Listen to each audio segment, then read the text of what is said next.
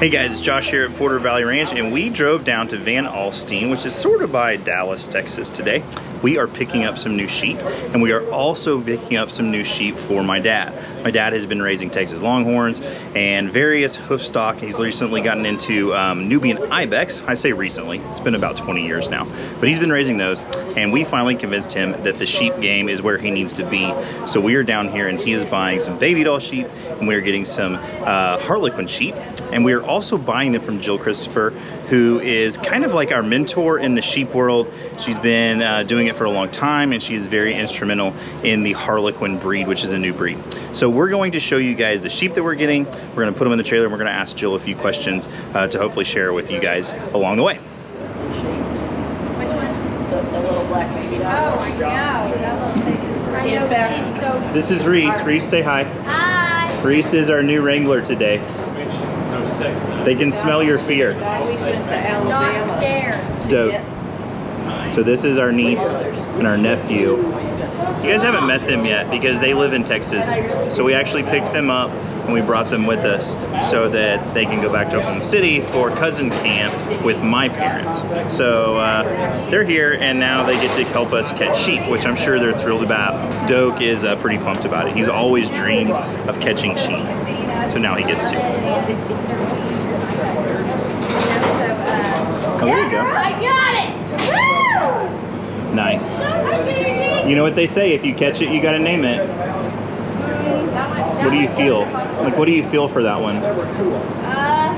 I'm thinking Derek. Derek? But it's a girl. Derek. Derica. Hey, you know what? It's 2021. You can be whoever you want to be. What is the sheep? This is Derek. She's beautiful. This is your spot. That's a little toot.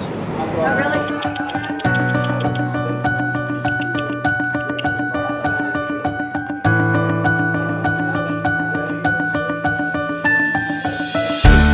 The sheep are calling.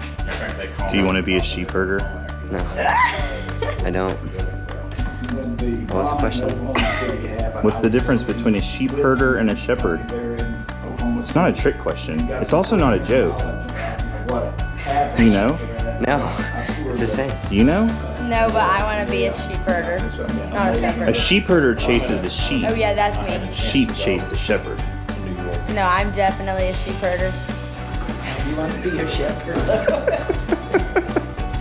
We're here with Jill, and she's going to explain to us a little bit more about the Harlequins. She raises both baby dolls and Harlequins, and last year we were actually looking for Babydoll Sheep, and we got on the phone with her. She really started introducing to us what Harlequin were and why we would want those, so I'm going to let her tell you.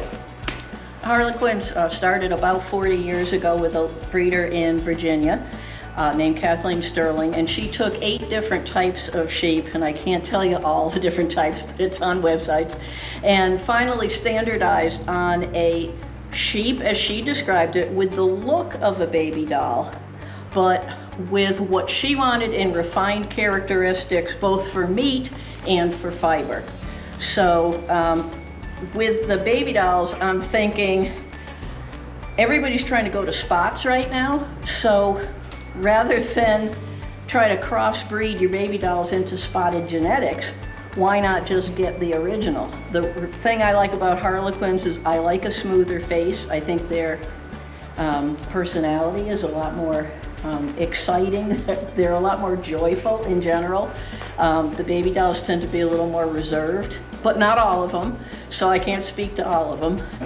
Remember, you can chase them like a sheep herder, or you can just like be one with them like a shepherd. Oh. Okay, So you just have to walk. that white one there that just walked in is a Harlequin.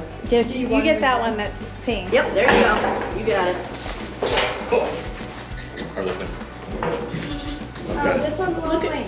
Okay, it's kind Aren't her knees cute? She was born with that's little spotties. That is awesome. Those remind me of Pepper. Okay, yeah, put her in there. We lost our little ram this year. Aw. Don't remember, Josh. Okay, wait. Okay. Okay. Joke, you're being a We herder. need. Not one with the sheep. They can feel your stress. Wait. Which one? Let him show Okay. which one. This one? Okay. Right? Big brown, the 2 big brown ones are This one here? Harlequin. Yep.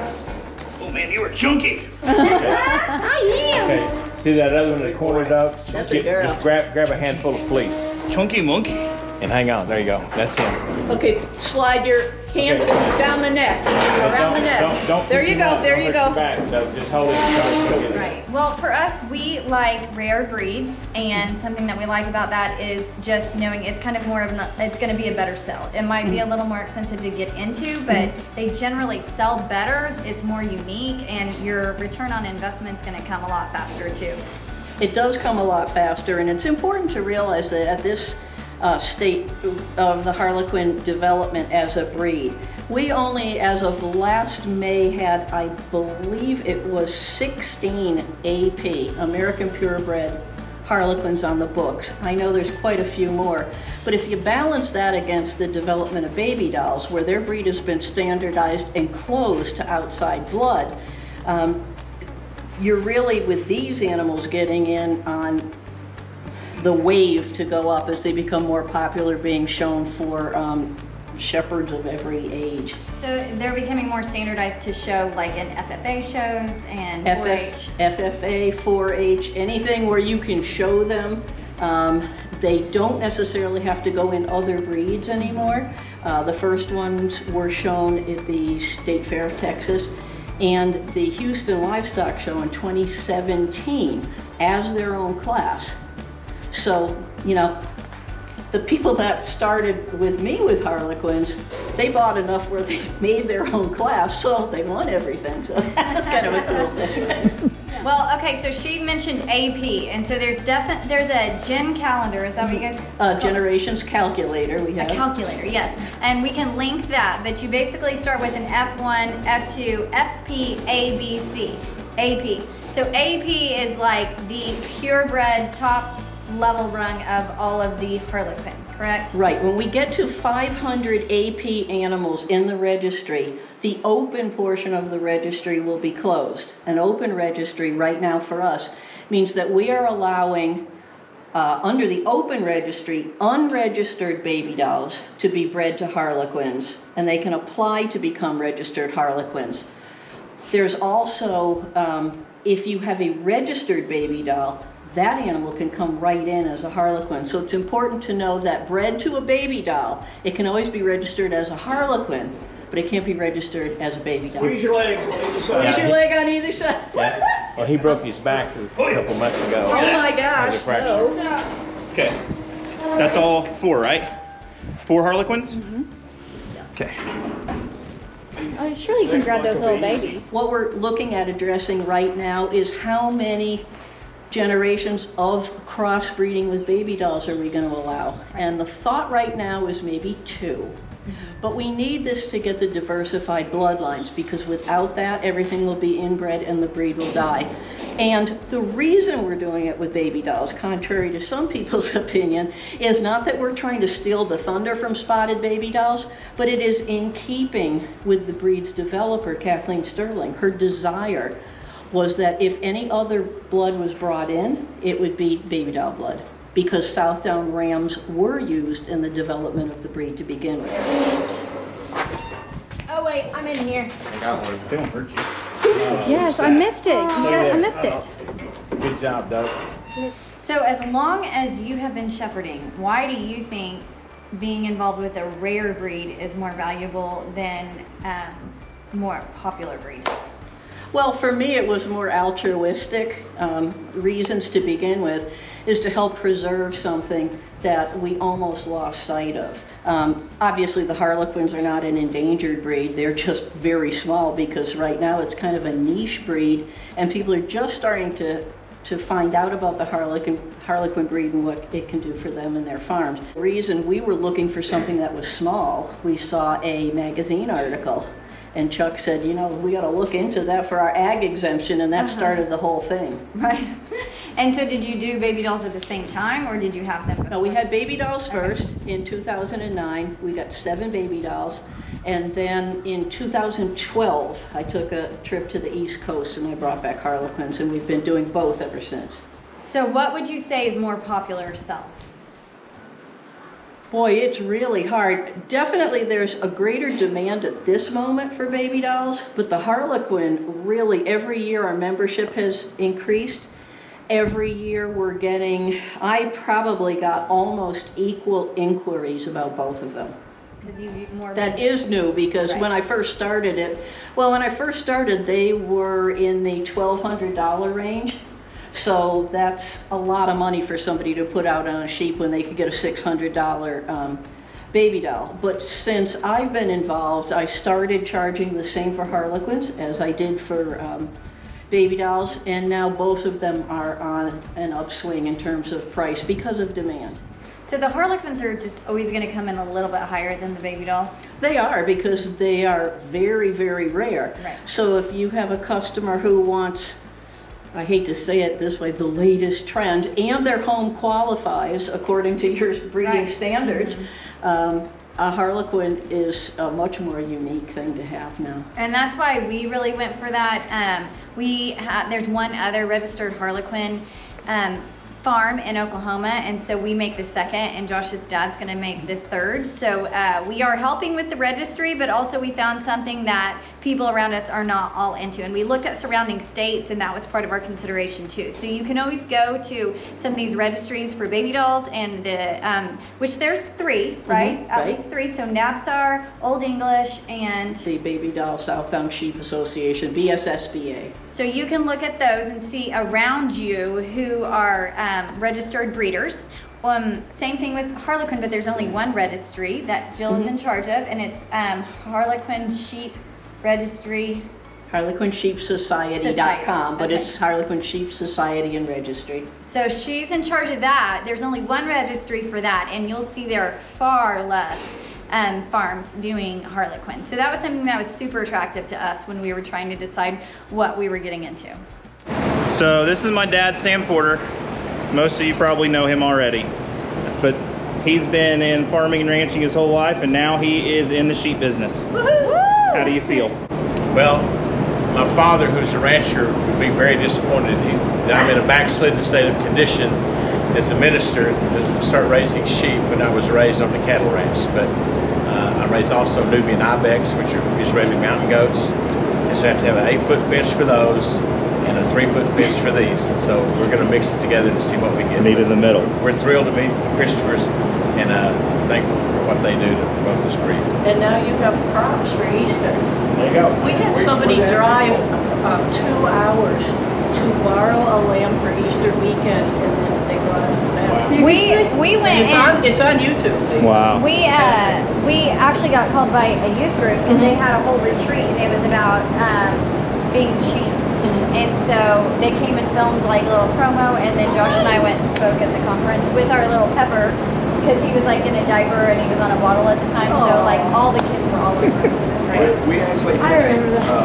Clay, Broadway Clay, Gypsy, and they borrowed a little ram that was a lamb, put a diaper on him, and he was in the performance of Gypsy. It was the first time they had done Gypsy since 1929 with a full orchestra. And the director came out with the prop master, and I go, Lynn, you know, this is not going to be something you can carry around and sing to. This is a live, heavy being. And he's like, oh, I see. So they made a big diaper for him, and he had his own dressing room. I've got the thing of her singing to him, and she'd sing little lamb, and he's still here today. So those are additional revenue streams. You can raise sheep, you can sell wool, you could milk your sheep. Do people milk sheep? You don't get enough milk to make it work. But if you wanted to. And also you can rent them out for theatrical presentations. Churches are really big for Yeah, that's a big thing. I'm sure like toddler photos, Yes. Easter pictures. The Graham loves sheep. The Graham loves the sheep. We got home last night about midnight. We had to go get the sheep down by Dallas, which is 5 hours. So we spent about 12 hours on the road getting sheep. And then we dropped all of our kids off at my parents' house in Oklahoma City. So it was a 12-hour day. We got home really late. After working in the morning, we had an event where we took our snow cone stand to. It was a pretty long day. We woke up this morning, had to take some things to my brother-in-law, John, who's going to Africa. He's on his way there. Actually, by the time you see this video, he will already be there, so be in prayers for him. We have an orphanage in Africa, and him and their friends Jeremy and Leslie are going to check on things there and get everything squared away on some changes that we recently made. So be praying for them. Anyway, we got these sheep home. We came up to the barn. Some of you guys remember we took this shed and we added on to it. We added this lean-to, and it's turned into a great little place for us to keep animals, especially like these lambs. We need to keep them in quarantine for about 2 weeks just to make sure. We're in Oklahoma, it's July, so by the time we cleaned the barn out up here, we're both like really hot and sweaty, but I don't care, so it's fine. You're watching a farm vlog, that's what you get. So we're gonna get these things out of the trailer, and then we'll introduce you to them. Big man in a little trailer. All right, this is the littlest black one.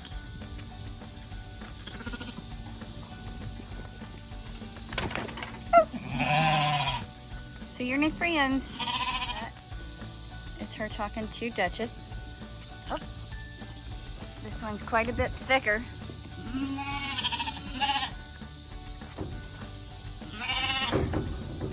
You can see the one on the left has more of that like shaved nose, short hair nose, Harlequin look. The one on the right looks a little more like a baby doll.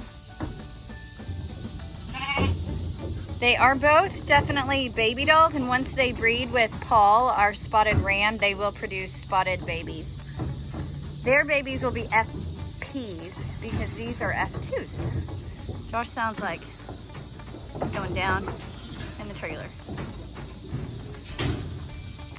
This is Jenny. You guys saw that she had the little babies around Christmas that we named Hope and Joy. So Jenny's their mom. She produced one white with black spots and one black with white spots. So it was kind of cool how the twins didn't look anything alike. I mean alike, but different. This is Lizzie. Whoop. And this is, oh, here comes the little spider. He jumped on me. He jumped over my leg. I stuck it out and he did it. He made it.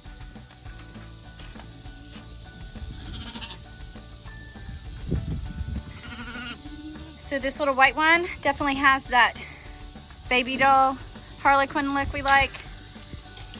If you look at the little tuft on her hair is so cute, the little wig. It's a little more grown out blonde. She'll also produce spotted babies.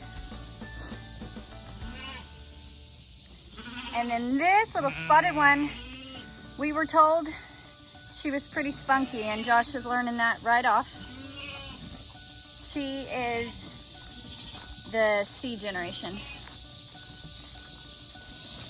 She is gonna need a name with some energy behind it.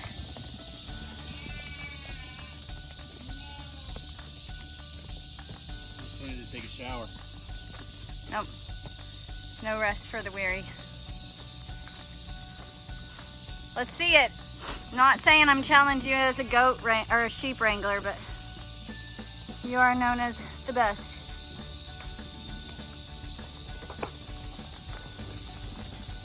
Oh, he did it.